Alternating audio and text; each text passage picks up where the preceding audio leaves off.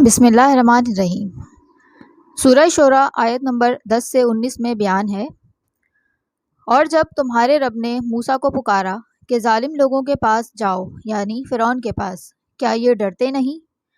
انہوں نے کہا کہ میں پروردگار سے ڈرتا ہوں کہ مجھے جھوٹا سمجھیں، اور میرا دل تنگ ہوتا ہے اور میری زبان رکتی ہے۔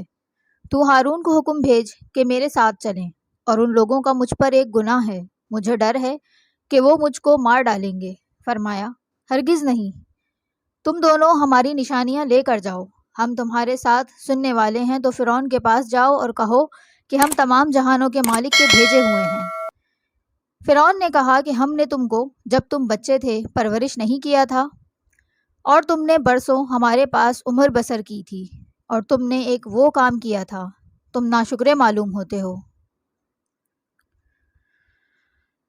جب وہ دونوں یعنی حضرت موسیٰ علیہ السلام اور ہارون علیہ السلام فرعون کے پاس پہنچے تو اس وقت اللہ کا پیغام فرعون کو پہنچایا کہ ایک اللہ کی عبادت کرو، اس کا کوئی شریک نہیں، اور بنی اسرائیل کو اپنے تسلط سے آزاد کر دو اور ان کو چھوڑ دو کہ وہ جہاں چاہیں اللہ کی عبادت کریں اور اس کی توحید کریں اور اس رب واحد کو پکاریں۔ فرعون نے تکبر کے ساتھ سرکشی کرتے ہوئے موسیٰ علیہ السلام کو حقارت کی نظر سے دیکھا اور کہا کہ کیا ہم نے تمہاری پرورش نہیں کی تھی جب تم بچے تھے، اور ایک لمبا عرصہ ہم نے تم پر انعام و اکرام نہیں کیا تھا؟ تو موسیٰ علیہ السلام نے جواب میں فرمایا کہ جب میں نے وہ کام کیا تھا اس وقت میں ناواقف لوگوں میں سے تھا، یعنی یہ واقعہ وحی کے نازل ہونے سے پہلے کا تھا، اسی لیے میں تم سے دور بھاگا، اور جب میں نے اس خوف کو محسوس کیا تو مجھے اللہ نے حکمت سے نوازا اور رسولوں میں سے بنایا۔ پھر آپ نے فرعون کی تربیت کا احسان جتانے کے جواب میں فرمایا کہ تو اس نعمت اور خدمت کا کیا احسان مجھ پر جتلاتا ہے کہ جب تو نے بنی اسرائیل کو اپنا غلام بنائے رکھا ہے اور اپنے مختلف کاموں میں ان کی مدد لیتا رہا ہے۔ اسی واقعے کا اگلا حصہ جس کا ذکر سورہ شعراء آیت نمبر 28 میں ہے کہ فرعون نے کہا کہ رب العالمین کیا چیز ہے؟ کیا آسمانوں اور زمین میں جو کچھ ہے سب کا مالک؟ بشرط یہ کہ تم یقین کرو۔ فرعون نے اپنے لوگوں سے کہا کہ کیا تم سنتے نہیں؟ کہا کہ تمہارا اور تمہارے باپ دادا کا مالک۔ اس نے کہا کہ جو تمہاری طرف بھیجا گیا ہے۔ موسیٰ نے کہا کہ مشرق اور مغرب میں جو کچھ ہے ان سب کا مالک ہے، اگر تم سمجھو۔ کہا اگر تو نے میرے سوا کسی اور کو معبود بنایا تو میں تجھے قید کر دوں گا۔ کہا چاہے میں آپ کے پاس روشن چیز لے کر آیا ہوں، کہا تم سچے ہو تو اسے کر دکھاؤ۔ انہوں نے لاٹھی ڈالی تو وہ اژدہا بن گیا، اور ہاتھ نکالا تو وہ سفید براق نظر آنے لگا۔ فرعون نے اپنے سرداروں سے کہا یہ تو جادوگر ہے اور چاہتا ہے کہ تم کو تمہارے ملک سے نکال دے، تو بتاؤ تمہاری کیا رائے ہے؟ انہوں نے کہا اسے اور اس کے بھائی کے بارے میں اطمینان کرو اور شہر میں نقیب لگاؤ کہ وہ سب جادوگروں کو جمع کر کے یہاں لے آئیں۔ وہ ایک مقررہ میعاد پر جمع ہو گئے، اور کہا گیا کہ تم سب کو اکٹھے رہنا چاہیے تاکہ جب جادوگر آئیں اور ان پر غالب ہو جائیں تو ہم سب ان کے پیرو بن جائیں۔ جب وہ آئے تو فرعون سے کہنے لگے کہ ہم غالب رہے تو ہمیں صلہ بھی چاہیے۔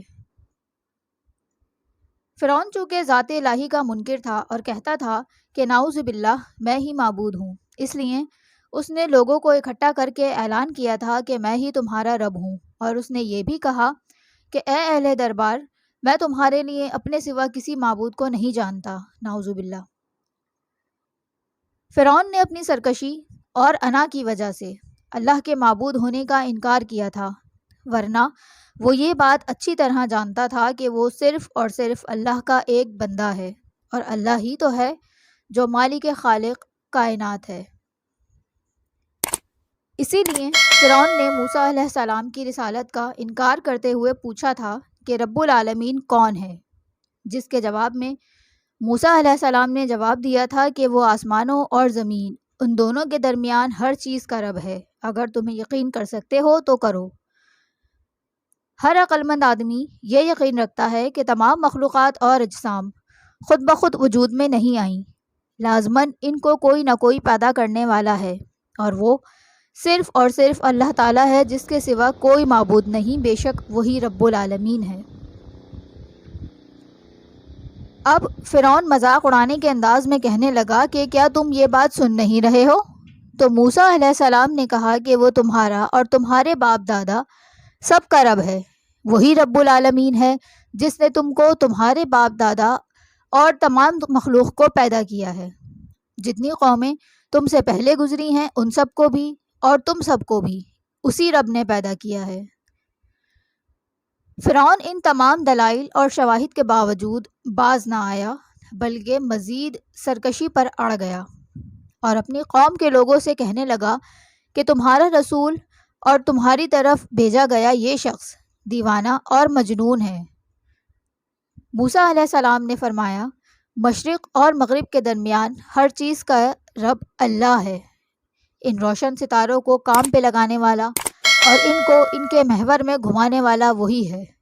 اندھیروں میں روشنی پیدا کرنے والا وہی رب ہے۔ وہ سورج، چاند، ستاروں اور سیاروں کا رب ہے۔ اسی نے رات کو تاریکی اور دن کو روشنی کے ساتھ پیدا کیا ہے۔ یہ سب چیزیں اسی کے اختیار اور تسلط اور اس کے قہر کے ساتھ چل رہی ہیں، آسمانوں پر اپنے اپنے مدار میں گھوم رہی ہیں اور اپنے مقررہ وقت پر آ رہی اور جا رہی ہیں۔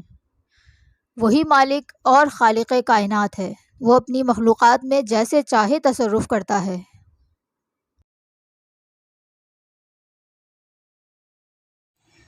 قصص الانبیاء مکمل سننے کے لیے اس چینل کو سبسکرائب کریں اور دوسروں کے ساتھ ضرور شیئر کریں۔